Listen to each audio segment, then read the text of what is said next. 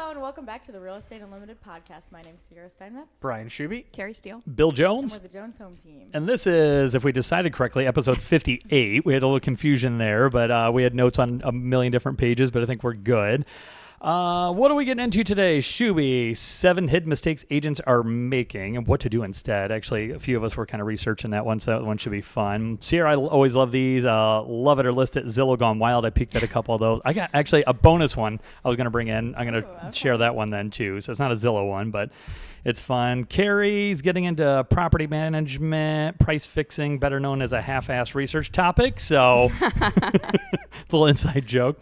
And then I'm getting into my boy Chris Smith. He always has some good tweets and fun stuff with that. So talking about rates and your mom. So we'll kind of go from there. You have to wait to hear what that is. I got a couple fun ones from Reddit and things like that if we have time. But Kari, kick us off. What are we into? Property management lawsuit. So back in August of 2024, our favorite month and year, right? We remember August very well. The U.S. Department of Justice in 8 different states, it didn't include Ohio, but I still think this is relevant here. They're suing property management software companies. RealPage is one specifically, and they're saying that the algorithm is facilitating illegal collusion to drive up apartment rents. So then it goes into price fixing, which if you went to school, and we all did, there's a whole section on price fixing and what the legalities or illegalities of that are. Is that a word? Illegalities? Illegalities. We'll go with it. Yes, it is today. What was the word we said earlier? Yeah. Price fixing in real estate is the illegal practice of competing brokers or firms agreeing to set prices for their services, such as commission or management fees, instead of allowing the market to dictate them. And I mean, arguably, we could say that Realtor and some of those, or Zillow, Realtor.com, all those are kind of doing somewhat of the same thing because they're using algorithm and data scrapes in order to pull that information. So in a way, by default, these programs are price setting without, it's not like a human being that's doing it, but it's still happening. It's happening. Yeah. So they're saying that this particular one, RealPage, is violating the Sherman Antitrust Act. And so when we talk about that, we talk about, you know, what could be the result of that and how is that going to affect the property management companies, but then also the individuals behind it. So it's to get more just into rentals specifically, right? Yeah. Kind of thing. Mm-hmm. Okay. Yep. So how the algorithm works with price fixing is the data sharing. Landlords provide the information on their units, vacancy rates, prices, and third-party providers. So you think of like Zillow.com, and I'm just calling them out because that's one I specifically will go to if I'm, on vacation or something. Like, how much would it cost to rent a place here? And if you go from sale to rent on how you're searching for it, it'll show you everything that's for rent. And when we were looking for stuff for our son, you could see what all those rates were. The algorithm recommends then the software generated price recommendations. So again, by default, it's doing that without even the landlord doing it intentionally. Like, well, I just bought a new property. And especially if they don't have any education or programs in the back end to know how to price them. So the landlord doesn't think they're doing anything wrong. They're just, they're just I got my using the property data for they rent. have. And then the program is inadvertently or intentionally almost price fixing it. Yeah. Collision example or collusion. Did I say collision earlier too? It kind of is a pricing collision. Yes. Landlords have been accused of sharing information on pricing strategies, renewal increases, and even details about their software's auto accept parameters. So then, there's legal stuff and legal consequences that are happening because of that. And all people are trying to do is just say, oh, we're just trying to be competitive with the market. We're trying to stay tech savvy and we're trying to stay in front of these rent increases. And by default, they're being thrown into, potential lawsuits. So this lawsuit that piqued my interest on this topic was from August of 2024, that Department of Justice. And it is saying that the lawsuit alleges that these entities engaged in price fixing of multifamily rents through the use of RealPage platform.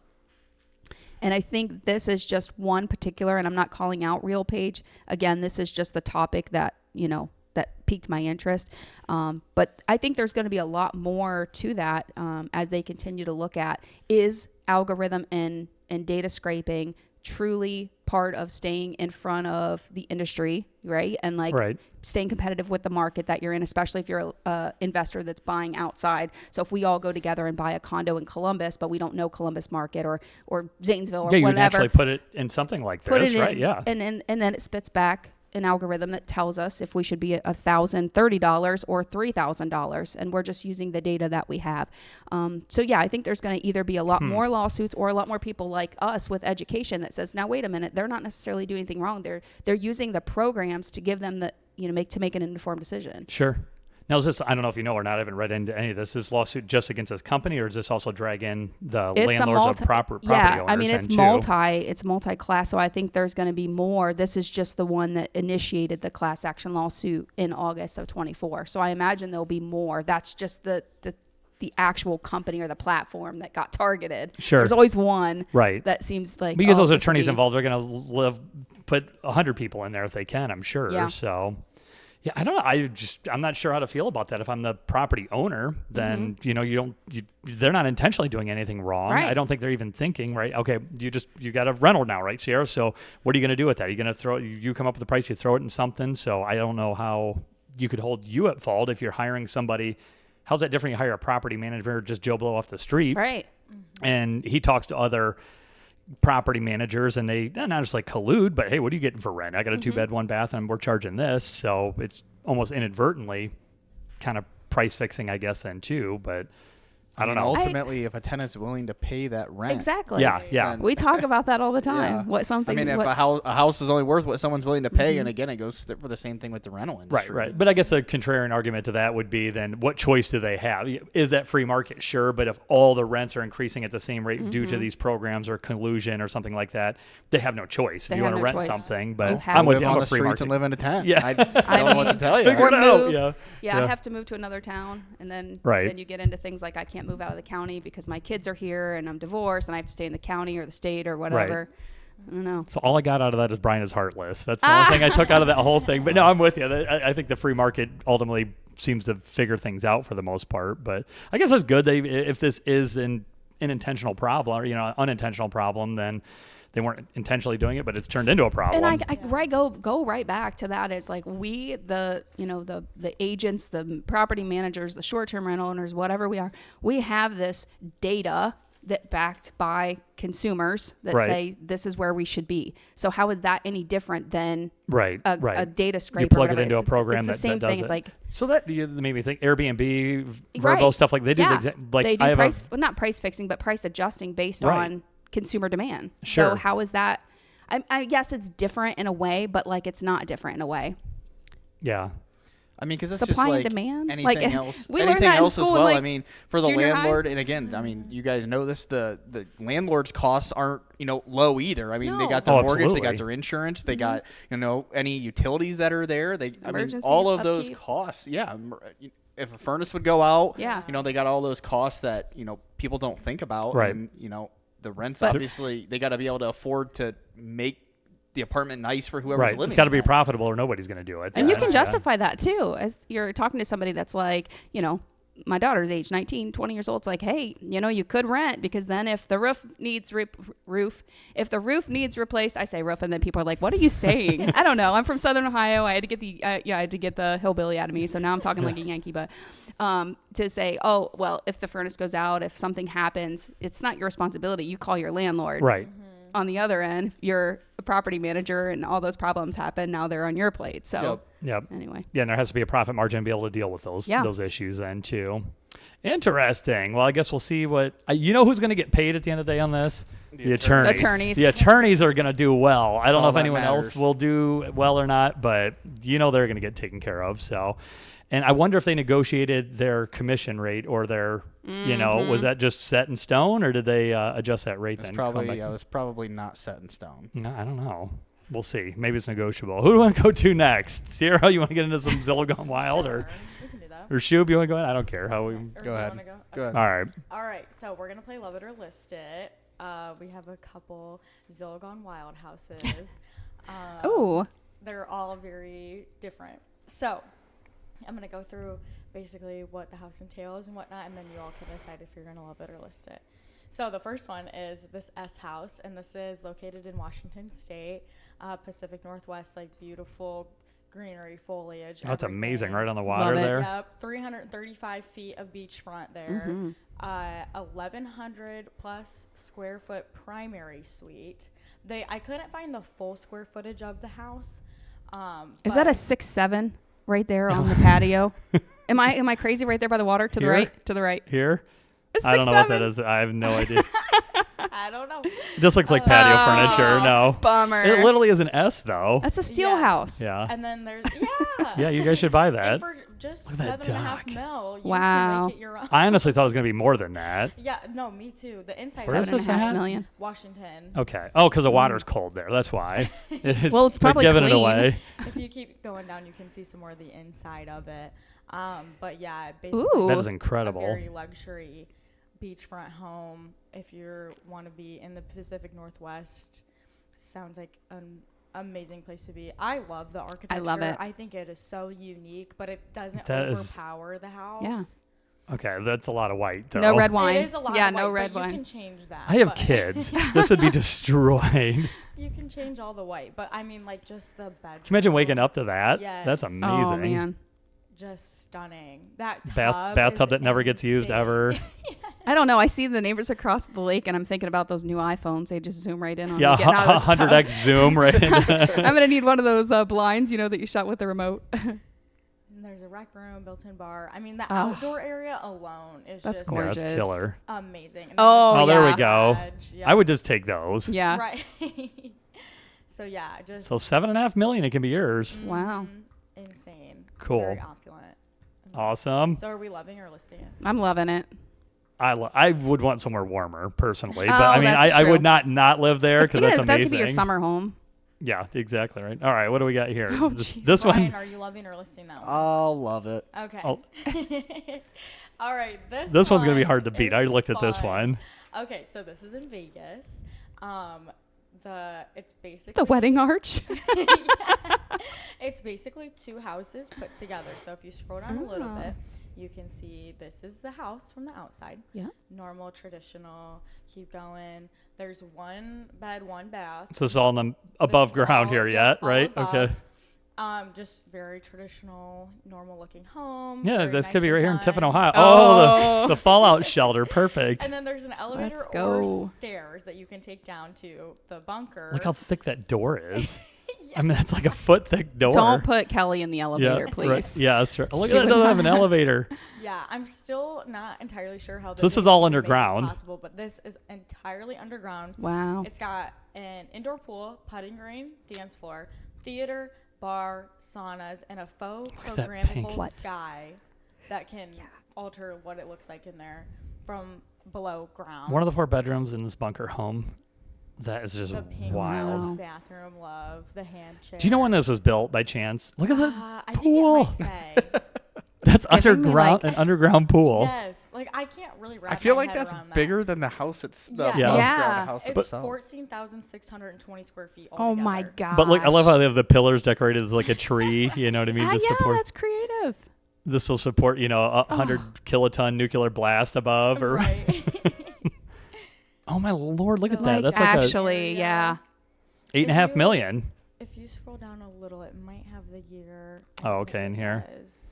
Cold War era, Yeah, it doesn't say. retro 1970. So you guys don't play games, but Fallout, like any game nerds out there. Oh my gosh, I love that game. So this is either built in that era or someone is a Fallout Fan, yeah. fan, because this is 1,000% this. That's the whole game's about that. That's That is awesome. incredible. Go back to the first picture, like of the area. Like the house itself. Yeah.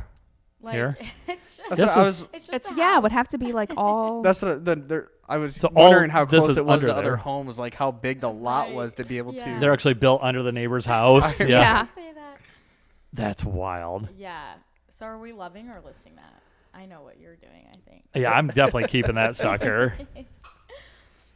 I love it. Yeah, I think it's cool. I think it's a little dated, but I think Yeah. it'd be Yeah. cool. But I think it's intentionally Yeah, made that I way, really though. wanted it to be 70s-esque. Yes.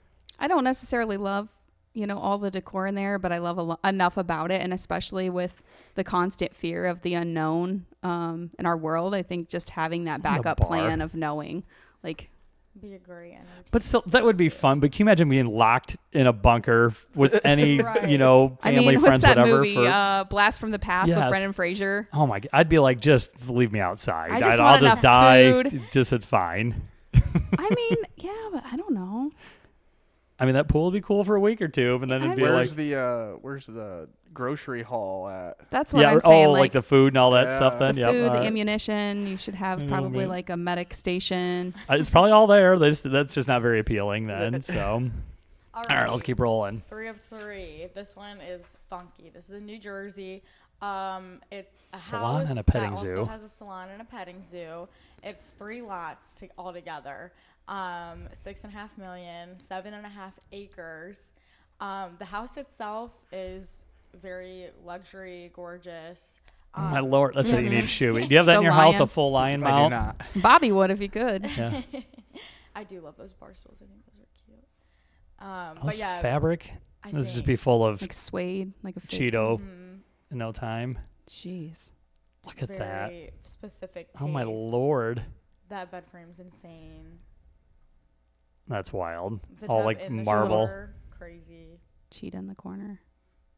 And it's like a gated This is in Jersey? Yeah. Yes. What is this fixation with lions? Like, holy crap.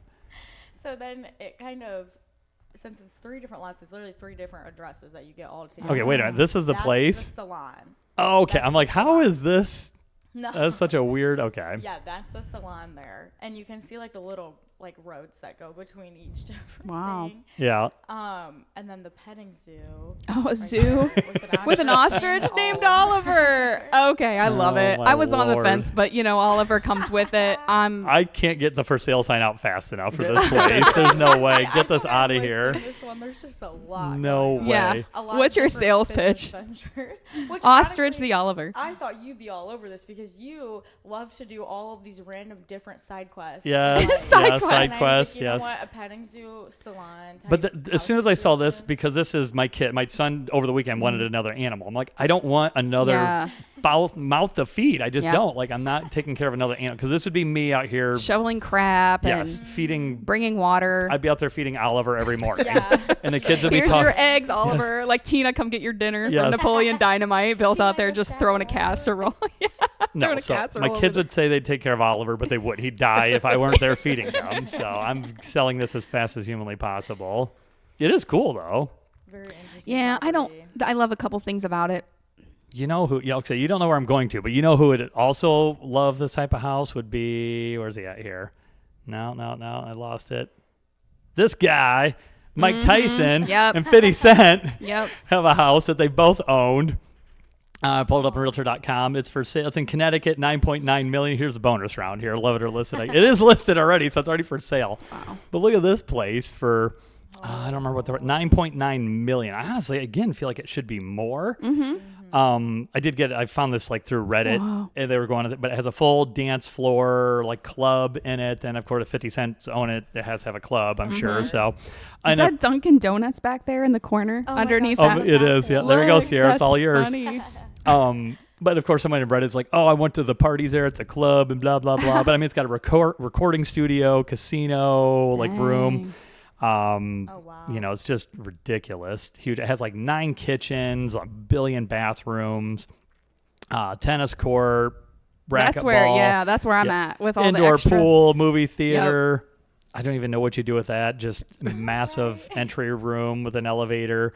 But they said I think it was 50 Cent or Mike Tyson. I talk to these guys, but I haven't talked to them in a while, But one of them was saying it was like $500,000 or $600,000 a year just in staff to take care of the house. So that's not Dang. paying for the place, property taxes, insurance. I can't imagine we were talking about replacing a roof, replacing this roof. Being a landlord. Yeah, all that. But just the staffing to keep it at a minimum was like approaching $1 million. Yeah, and there's not even like crazy landscaping or anything. Yeah. Like, just the No, they had to fire that guy. They It's couldn't indoor afford it. living. Yeah. Get out of here. Not in the budget. The living is definitely on the inside. Nobody's spending a lot of time Yeah, outside. no, that's insane. So that was just I just was going to share that as something fun, and it fit right in Yeah, with your that's love it or list it crazy. then. So I would love to visit there. I absolutely would not want to take care of that. No. So even without an ostrich. So All right, let's keep rocking here.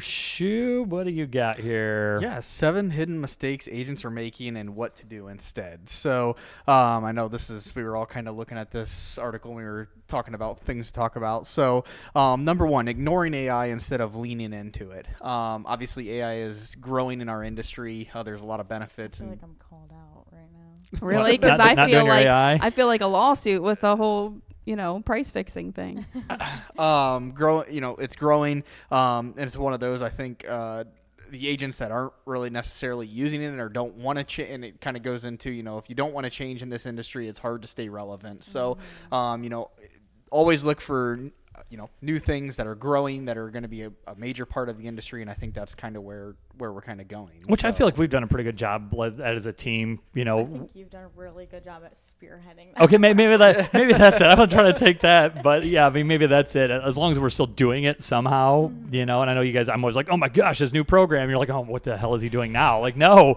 more stuff. But if you don't keep up with it, I don't know how you. Yeah. AI's become.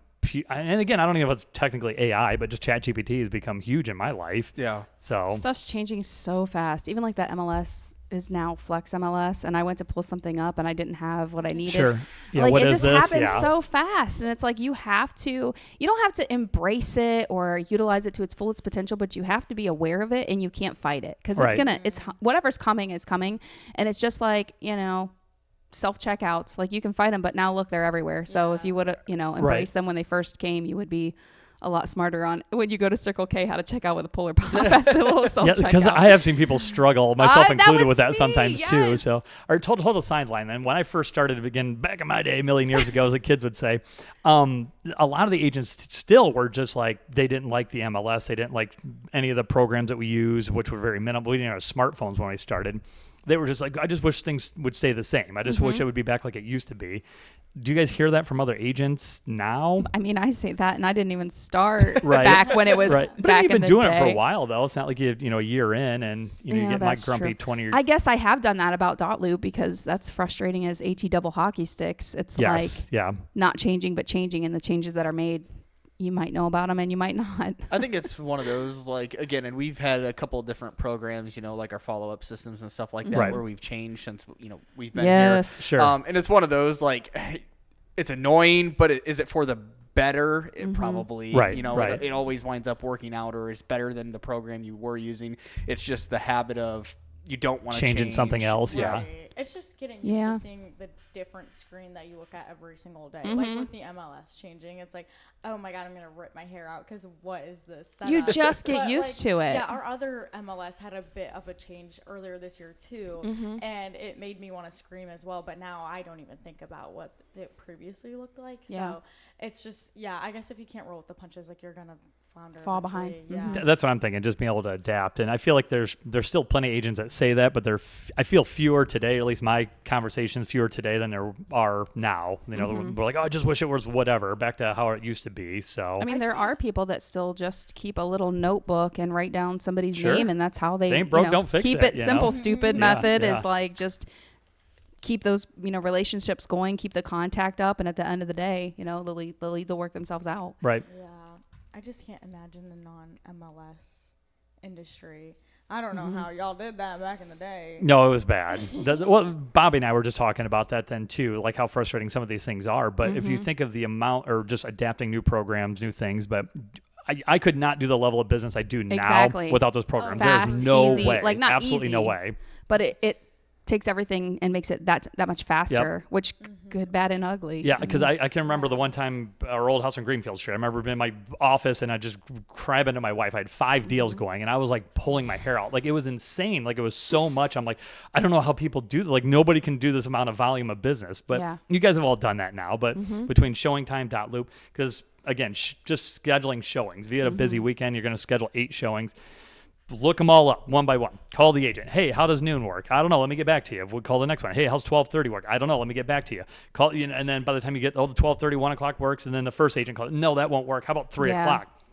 And I just used that over the weekend. Nightmare. I used the app.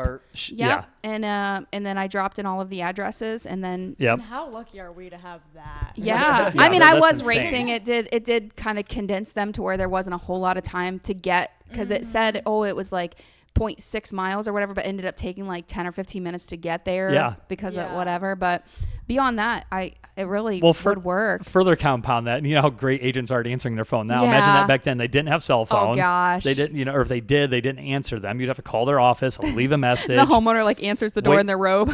Wait for someone to get back to you. Eventually call their broker or call the other agent in the office. Hey, could Betty call me back? I've got 4 other showings and you do the one. So that's just to schedule your Saturday. And then God forbid you write an offer and have to get the piece of paper with the carbon and go do that and then fax it to somebody. Yeah, to everyone that wants an answer to their offer in 12 hours. Yeah. How do I not know what it was like? Here's your offer at 5 o'clock and you need an answer by 9 o'clock tonight. There's no way. I mean, that's just. We decided to rent. Right. It's just I'm sounding like an old man, but I mean, that was not that long ago that was the world. So. All right. Okay, that was number 1. We're never going to get through this. I don't even know how we got into that. Now we're using ChatGPT to write our listing descriptions, right, or help with it. Number 2, failing to build a personal brand. So I think we've all kind of done a fairly good job at that. Building a brand for yourself or a name for yourself and being able to keep that, a reputable brand. So that way, you get that constant flow of business, you get that repeat business and stuff like that. Anybody else got anything to I add to that one? I think you I was have going to to do say that. that's the difference between being a full-time agent and just dabbling in real estate. Yep. I agree with Which that. there's still plenty of those. Mm-hmm. Yeah. And I think having the team too kind of helps with personal branding as well, because we have our thing together, but then we individually all have very different things that go inside that. Which is cool. I had an offer over the weekend, and I didn't include the Jones Home team, and the other agent, who's not a RE/MAX agent, said, don't you have something that says who the name of your team members are and about the truck and stuff? And I'm like, oh yeah, I will get that right over to you. Thanks for reminding me. I know, right? Like an agent from another office. So it wasn't even Tara, our admin. It was another agent. And it was not an agent in a RE/MAX office or even on a team. Right. This was just the individual. So not to you might be getting into the Schube here, but I love this part. So when people in your market know you, like you, and trust you as the go-to resource for real estate, business multiplies. So I definitely think you got to somehow build that. Number 3, chasing leads instead of investing in relationships. Again, I think that goes back to our follow-up systems.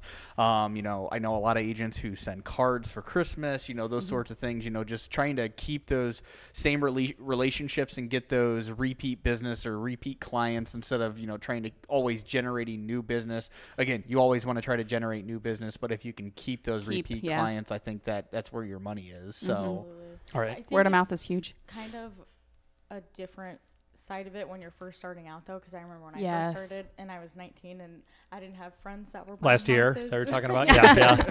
I didn't have friends that were buying houses because they were all also just barely out of high school. Yeah. But so like at that point it was okay, you're gonna sit at a desk in the back and do cold calls for every single thing that is possible. We weren't that hard on you, were we? Well, no, but you bit, have to yeah. when you first start. Yeah. For myself, like that was the only way to do it. Right. Because I didn't have anyone in my personal life that was doing that yet. And so until something stuck, like that's what you had to do. And then after that, I think it kind of transitions into building relationships with those people to make the cold calling less easier. And then you start saying, oh, they've lived there 2 or 3 years. Now it's time for them to sell, and they call you. And that's like the highest compliment is, them calling you back. For sure. Yeah, somehow keep it in front of them then too. You just made me think of something too that's funny. It seems like everybody goes through that. They get started and then they go hide at home or in the back off. They don't want to make a call in front of somebody. I feel like we've all, for the most part, gotten over that. I mean, I don't like doing that. I mean, nobody does, but I mean, Well, if it, also, we are blessed with an office that people are in all the time. Yeah. And so sometimes there's 6 other conversations going on. Yeah. Just and like I'm these. trying We're all like, to- "Wah!" Yeah. I'm trying to like focus, and I've only done this a few times, and I actually got someone to answer that wants to talk to me. Like I got locked in. Hey, Schube, how's the house going? Number 4, waiting on the market instead of creating momentum. Yeah. So that's a good one. this is hard. It's hard. I guess the market is what the market's going to be. You always want to, try to create business now. So that way when the market slows down, you have that constant flow of business instead of those big droughts where, you might not have a paycheck for a couple of months. Again, it's hard, but. And it's happened to every one of us. Yep. Right. Yeah. Yeah, we've talked about that so many times. Just ways to get creative with it during the slow times, because that's what's gonna ultimately keep you afloat. But Yeah, saving your pennies when things aren't moving. But I think it was Chris Smith in one post that put me onto that. Houses still sell. I mean, the market can be. Yep. We can sit around just bitch and moan about how terrible the market is, but someone's still buying a house today. It's just, are you going to be the person in front of it? Yep. Number 5, and I think this kind of goes into number 3, neglecting their database. Again, I think you got to stay, in your database and follow up with those people. Right. And, I think we're all guilty of it, of having our follow-ups, way sure. behind and stuff like There's that. not one person in our entire office that's flawless on their database. There's no way. No, I remember when I first started, you were not too far behind me. What did you say, 9 months, a year? Something like that. And I saw your database and what numbers you were behind at that point, and mine was falling behind fast. And I'm like, Bryan, how I don't remember, 235 leads that have just not happened. And this was like the first week. And you're like, I have 1,200. And oh my God. That's a lot. So I don't know what the right answer is for that. And I didn't highlight anything there because I just wanted to avoid that. And not to but honestly, not to throw any of us under the bus, but some of them are literally something as simple as you didn't call this person today, but you did call them, but you called them from your personal cell phone and not that auto dial. Kind of so thing, it didn't register. So it's not that there is 1,200 people that we haven't contacted. It's 400 people. There are duplicate, triplicate, or triple. Yep. You're getting in front of them. The tasks, tasks. Yeah, like you need to send them an email or you need to call them, and it's like, I've talked to them 3 times just today alone. Yeah. Sometimes you might just forget to mark stuff. So again, because that in itself, like keeping up with that could be a full-time job. Yep. Yeah, you could do that all day, every day. Further down that then too. So what do you consider a touch point then? A phone call, a text? I mean, even if you make a Facebook post and they see it, you can get lazy and do that. That's like, hey, true. I'm going to do social media. That's going to be me touching my database. But you're still it's this. What we're doing right now is something like that, to where you're getting in front of your database. That's hard though, because if you just do your database and you're not doing social media or in person, then you're lacking. If you're doing just in person and you're not doing those two, then you're lacking. I'm going to be thinking about it the rest of the day. Yeah, right. No, all right, let's keep rolling here. All right. It's just relax and know that as long as you're touching them in one way or another, then try. They're Try. Yes, get out there and do something. Get in front of somebody. No matter what. One facet or another. All right, number 6, overlooking their Google business page. And I think this is big. Yeah. Obviously, the more activity, traffic you can get there, the more it's going to populate, what would you call that, Bill? Like when it pops up? The SEO? I guess just the amount of traffic you would get to the site then would make a big difference. And so the more information there, the more searchable you are, like the search engine optimized. And the more likely you are to pop up when somebody's Yes. trying to search, real estate agents in the area or whatever. So again, just, doing as much as you can to your Google business page, Google reviews, making sure it's up to date, all those things I think are very important. A lot of my business anymore, like the people that I haven't talked to before, comes from Google, things like that, which I don't even have a lot of reviews and things, but what can you do? The Google verified or whatever, doing stuff like that makes a big difference. Or just making sure you even have a profile. I've never just searched having a profile, other agents in our area, but I bet a lot of them don't even have a business profile page. Yeah, I typically, just to keep relevancy to mine, so anytime I have a closing, I get a picture of the house with my sold sign out in front. Put it in there. And I upload it into my Google. I try to obviously get reviews, just some things to keep active on there, I think, hopefully to help drive traffic there. So. It's hard because then you're trying to stay like Facebook reviews if they find you that way, Google reviews if they find you that way, Zillow and Altrulia and Realtor, like, I found you on Redfin. I'm like, I don't even go on Redfin. Yeah. I don't even know how to get there. You talk about spiraling. That's me. Yeah. Did I get a review on? Oh, it's been a year. Or I've been trying to get a hold of you. Okay, how? Like I'm on some random website. Like I don't even know what that website trying is. To get Google me, bitch. Yeah. Like my phone number. I put my number everywhere. Edit. Yeah. And number 7, trying to go at it alone. Obviously, this industry is hard, let alone to try to go at it, by yourself without having any mentor or anybody to ask questions to, get feedback from, obviously that's going to make it way harder on yourself. Whereas if you have somebody you can look up to, help answer questions, that's going to, I think, go a long way. I wouldn't be here without that. Right, yeah, what at the end. The biggest mistake you can make right now is pretending everything will go back to normal. Markets change, tools evolve, client expectations shift. The agent who wins aren't the ones who wait, they're the ones who adapt. Boom. Get some. Yeah. Yeah, and I definitely think that's too. I think the client's expectations have changed a lot, going back to like, hey, check your fax machine, to like, I need an answer right this second. Right. I will say I did go ahead with that luxury home listing in the magazine. Did you really? to suffice Okay. the Yeah, client. I mean, you gotta I'm like, keep your you know clients what? happy. And even if it doesn't work out where that sells the house, then I can use that as another tool in my toolbox to say, look what I did. If I do land another, $1 million listing. No, for sure.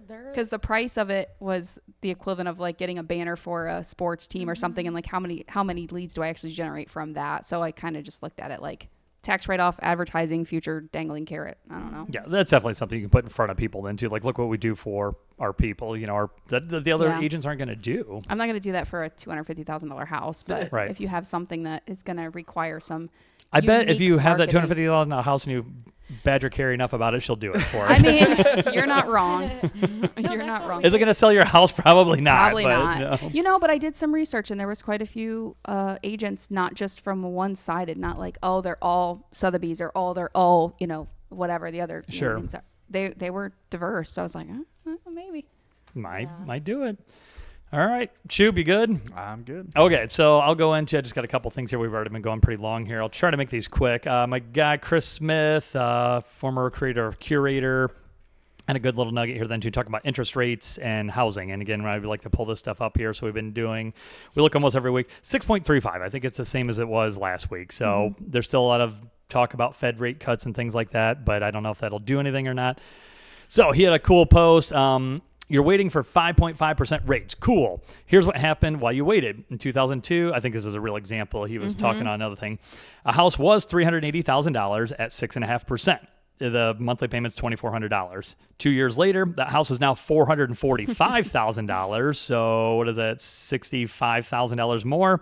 At a 6.8% interest rate is now almost $2,900. So now you've saved, in quotes, by waiting. You're now paying basically another $500 a month. Plus, you threw away 24 months of equity building. Total loss, negative $67,000. But yeah, definitely keep on waiting for that magical rate drop. So sassy. I wonder what like, is that 67,000? Would you say that would be like the total cost of buying that $380,000? I think he's talking about this. The for sure. So the difference between that 380 and the 445 is $65,000 plus the $500 more a month, which is probably... the math is mathing. I'm just wondering if it's not, devil's advocate, if it's not a wash if you think about purchasing then versus now anyway because of down payment, closing cost, what you've paid, all the et cetera, things. et cetera. Plus the more interest you're More paying interest. on that Right. now. Yep. Yeah, And I'm I just think wondering. I still have this up here then too. But So- still, people waiting and waiting and waiting. I mean, God, I know you have clients who have been looking for 2 to 5 years. I know you've got clients that have been looking since they started, and they're looking for that unicorn house. And meanwhile, they could have bought then, and it's going up and up. And I'm like, dude, you're losing. You're trying to find a ranch under 150, and now they're 180, and now next they're going to be 200. It's like, yeah, it's just I don't know. more and more here then too. See if I can pull this up to Yeah, make hopefully you that were look right. saving for that 5 years you've been waiting. They haven't. They I haven't. know, they haven't. They've been on vacation. They got a new Jeep Wagoneer. Yep, they've been doing all the things. So I've had this tab still open here then too. So again, nobody has a crystal ball, but predictions are rates aren't coming down then. So Wells Fargo, MBA, Fannie Mae, Q1 of next year, they're still looking at 6.4 average, again into Q2. So halfway through next year, they're already off by like a tenth, I think, but They've still got cash buyers. 29 to 30% are Yeah. still cash buyers. Investors are coming in, and where was that other part? So then I just absolutely love this page. I don't know if you can pull this up bigger here. Probably I'll try. Oh, I definitely got it all over the place here now. I don't know. You can see it. Prices, again, most pessimistic, optimistic, you're going up 27% in the next several years. And the most pessimistic, I think, was like 7 or 8%. So yeah, if you're going to wait, so... Again, that's end rant on interest rates, I guess. So going on to advice from your mom, I guess, here. So real quick. So your competition isn't other buyers. Your competition is your mom who bought in 1987, who thinks $200,000 is a lot for a house. Your coworker who got a great deal in 2009 and won't shut up about timing the market, which that's a lot of people here yet, too. I think they're 100% waiting for, Yeah. they're waiting for the rates and stuff like that or the bottom to fall out of the market. Your cousin who watches Flipper Flop and thinks the $30,000 remodel adds $100,000 in value. And in some neighborhoods, maybe. It can, but that's not all. Yeah, great, yeah, though. And how? Northwest Ohio, maybe not so much. Your neighbor who Zillow's your target house and decides it's overpriced. The guy at the bar who knows a guy who bought a foreclosure for $50,000, which does happen, but is it going to happen all the time? Absolutely not. Your own brain convincing you that it's somehow different than 2019 when you also didn't buy, which goes back to that kind of previous text. And they're all steering you wrong because they're not buying either. And that's a big thing. Yeah, they're not the ones buying the house right now. So misery loves company, especially when it comes to the confident opinions with zero skin in the game. So ignore the noise. Good job at Chris Smith. Yeah, so he does a great job with that kind of stuff then too. So dude, heavy on the neighbor ones too. I had someone Oh, yeah. well, the neighbor's house sold for this much and theirs way shittier than ours. And Yeah. blah, blah, blah. Right. I'm like, have you even been past like maybe Never the even living been room or the in it. entryway? right. Yeah. Never been in it. Haven't seen the foundation. Don't know about the wiring. Yeah, and I don't know what you do, you know what I mean, to convince people, get them out of their own head with that kind of stuff then too. So I don't know when they're convinced and listening to everybody, and that person has no skin in the game. They're not buying a house. Right. I don't know how you get them to move past that sometimes. Just trust me. I won't steer you wrong. Right, yeah. Just trust Sierra. That's the advice of the day. Last one real quick here. I had a Reddit thing I just thought was kind of hilarious. If I can pull it up here. Real estate agent and friend won't let me see my dream home. The reason I kind of come across this because we recently had a conversation with a client that was mad about, somebody wouldn't show them houses, but they were way out of their budget. This is a little different. So from, what was the name? Choice Evidence? Is that the whatever the username is here? I'm torn. I've been looking for a new home, and my good friend is a real estate agent, so I signed an exclusive buyer's agent agreement with him. Seemed like the right thing to do since we're friends, and I trusted him to have my back. The problem is that the perfect house just came on the market. It checks every box on my list, and I'm honestly ready to write an offer, even without seeing it. But he completely shut me down. He got angry and told me he won't let me see it and that I should not even consider it.